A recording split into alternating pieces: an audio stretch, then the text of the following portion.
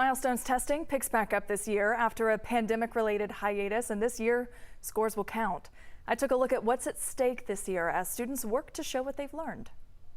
In 2020, the pandemic put testing on hold for everyone. Last year, it was optional, and if a student did take it, it could count for as little as 0.01% of their total grade. But this year, it's back to normal. Districts are required to have 95% participation, and the scores will count. After a 2-year pandemic that turned the education system upside down, there are some butterflies. We recognize that we've got kids that have got learning gaps that have taken place over the last couple of years. And so I do think there's some anxiousness on the part of adults about what is this testing season going to reveal? That's Kevin Bales, Hall County Deputy Superintendent. He says, in a way, it's nice to get back to a sense of normalcy, but he admits the stakes are high. For high schoolers, these tests will account for a fifth of their total grade. That is a big change because now we're back to our 20% mark.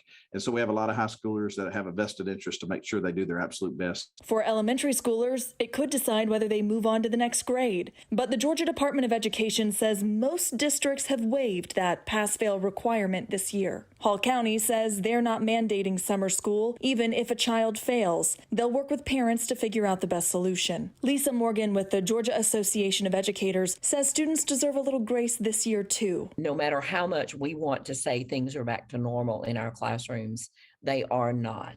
State Superintendent Richard Woods says the DOE has worked to, quote, make sure this year's scores set a new baseline instead of being compared to prior years. And there is not an expectation that scores will immediately return to where they were prior to 2020. Bale's best advice? Eat great breakfasts, to get sleep at night, and to do your best. Perhaps what's most at stake are school designations. The U.S. Department of Education will still identify the bottom 5% of schools for an improvement plan based on these scores.